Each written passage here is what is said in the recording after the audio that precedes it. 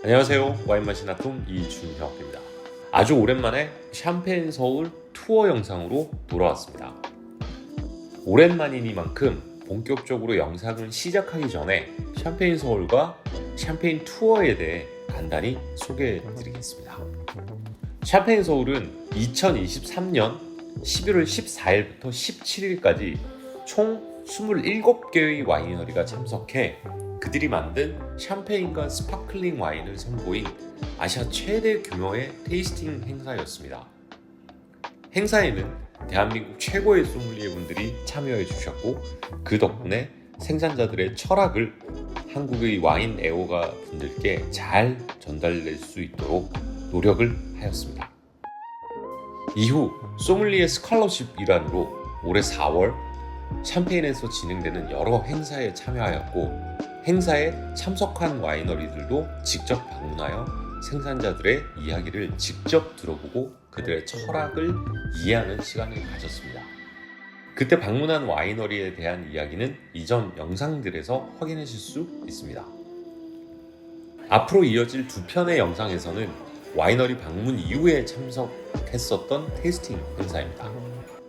매년 4월에 열리는 샴페인 최대 규모의 행사인데요. 프랑스 현지의 느낌을 생생하게 전달해 드리려고 합니다. 자, 그럼 중요 행사인 르 프랭땅 드 샴페인부터 소개해 드리겠습니다.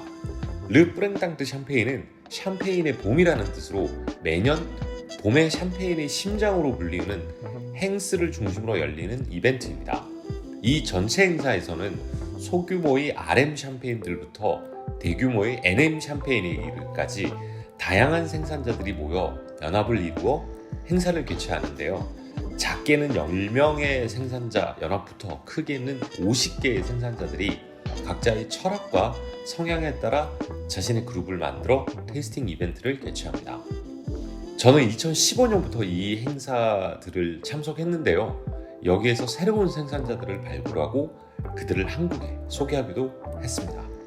각각의 행사들을 참석해 새로운 생산자들의 와인들을 테이스팅하고 같이 이야기를 나누며 그들에게 철학을 배우고 또 마음에 드는 생산자를 만나면 그 자리에서 수입 계약을 체결하기도 하였습니다.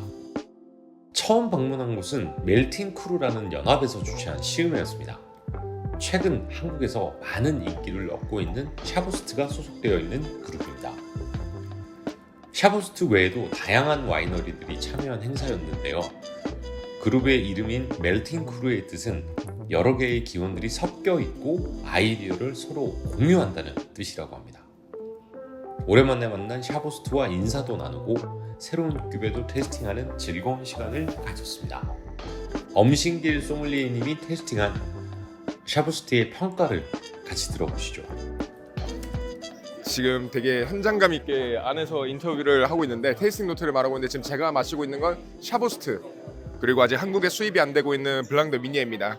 피노 미니에로 이제 블랑 스타일로 만들었는데 일단 노트가 되게 컴플렉스해요. 그래 퓨어하기도 한데 제가 지금 바로 느꼈을 때는 이제 라즈베리 같은 붉은 과실향도 나지만 흰 꽃향과 사과인데 약간 그런 초록 사과보다는 약간 옐로우 애플 같은 느낌이 올라오고요.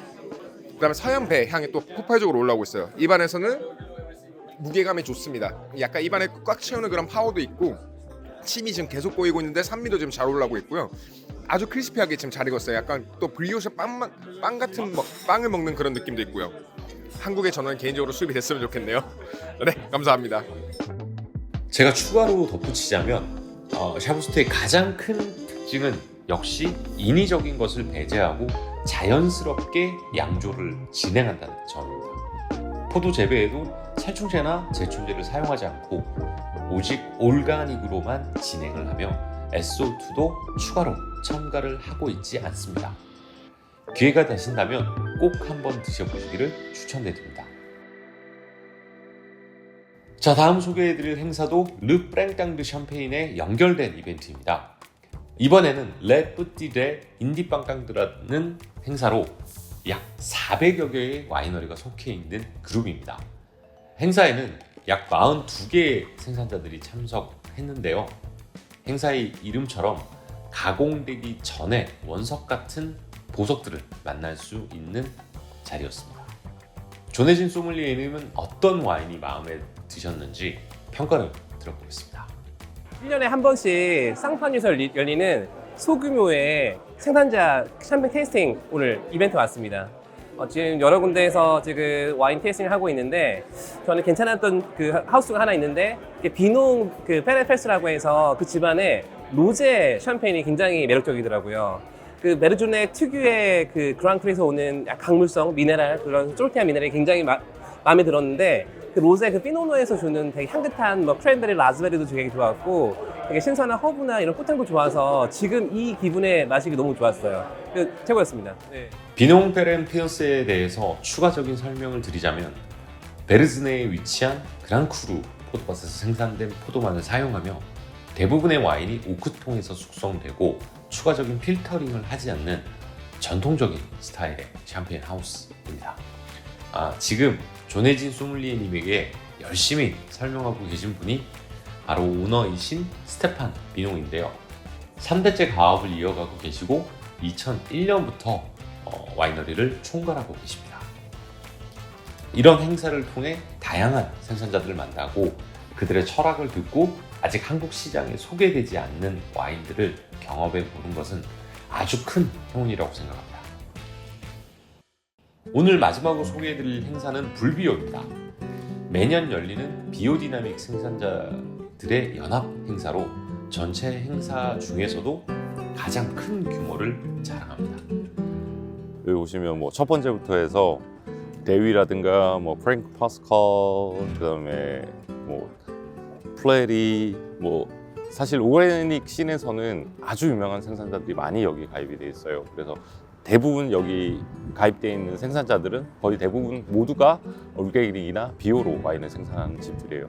그래서 샴페인에서는 사실 가장 큰 행사 중에 하나입니다. 뭐 이쪽에도 많은 생산자들이 있는데 사실 뭐 굉장히 유명한 생산자도 르클라파도 있고 뭐 조르즈 라미, 그다음에 조르즈 라발, 엄청난 생산자들이 안에서 저희를 기다리고 있습니다. 들어가 보시죠.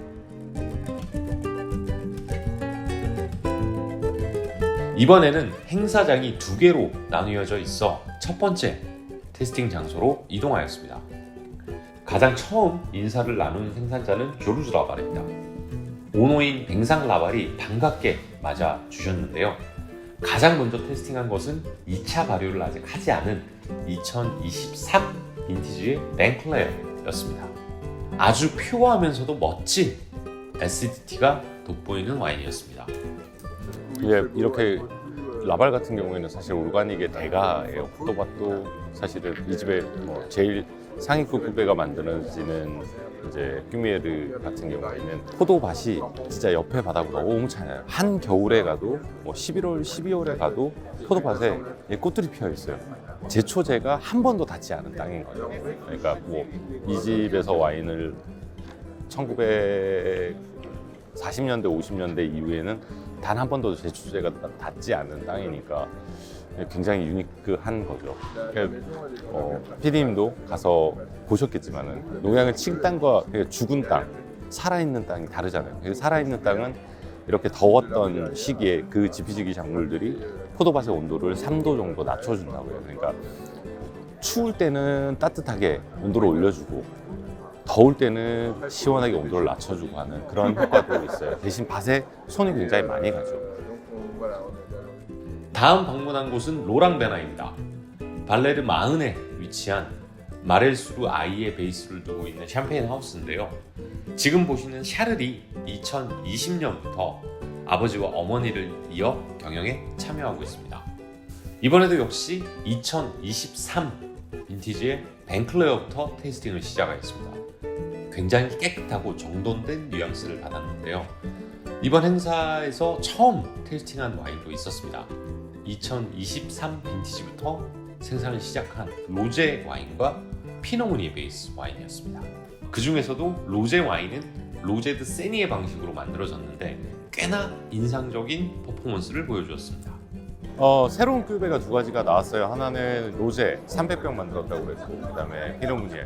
그러니까 젊은 생산자들이 새로운 프로젝트를 시작을 하는 거예요. 그래서 싱글 빈야드도 만들어 보고 이것저것 노력을 해서 이제 생산량을 좀 늘려가겠다 이야기를 하는 거예요. 맛있네요. 처음 도전인데. 오늘 행사에서 마지막으로 만난 생산자는 데위입니다. 오너인 베노아 데위와의 인연은 벌써 10년이 넘었는데요. 세계적으로도 인정받는 최고의 생산자로 거듭나고 있어서 마음이 아주 뿌듯합니다. 오, 안 뱉고 다 마시잖아요. 그럼 뭐냐? 맛있다. 제가 근무하는 크리스탈 와인에서 워낙 다양한 생산자들과 함께 일을 하기 때문에 전 세계적으로 손에 꼽히는 생산자더라도 눈에 잘 띄지 않는 경우가 있습니다.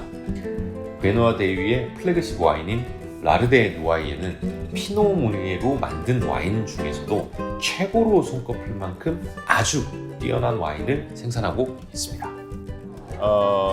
발레드 마흔에 위치를 하고 있는데 베노아 데위가 원래는 아버지의 도메인이 있어요. 이제 데위 앤 필스라고 해서 본인 아버님의 도메인도 있는데 자신의 이름을 따서 아버지 스타일보다는 자신만의 스타일을 찾고 싶어서 자신의 와인을 만들기 시작을 한 게 이제 2011년이에요. 네, 저하고 2013년에 처음 컨택이 돼서 아시아의 첫 수입사예요. 근데 굉장히 유명해지기 시작해서 걔가 제롬 프레보가 피노 르니에의 우아함과 뭐 섬세함을 아주 잘 표현한 생산자라면 여기는 피노 르니에가 지닌 파워의 끝을 보여주는 집이에요. 이제 특히나 2019년이라서 체격도 좋고 집중도 텐션 다 좋아요. 본인이 어떻게 와인을 만들려고 굉장히 노력도 많이 하고 비오디나미로 포도를 관리하고 그러니까 돈도 있고 재능도 있고 그런 친구예요. 자, 톰님 네. 오늘 불비어 참석하셨는데 네. 조금 인상 깊었던 와이너리 한두 개만.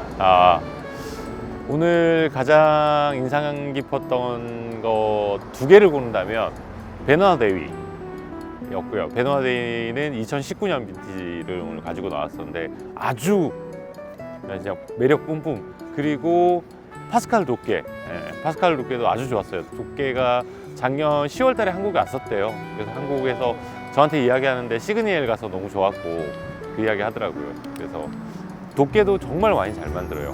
뭐 두 개 정도가 오늘 최고지 않았나 싶어요. 어쨌든 샴페인에 일반인들도 참석이 가능하세요. 미리 메일로 연락을 해서 업계 종사자분이면 아마 15유로 정도 내면 참석이 가능하니까 시간 내서 한번 오시면 좋을 것 같습니다. 감사합니다.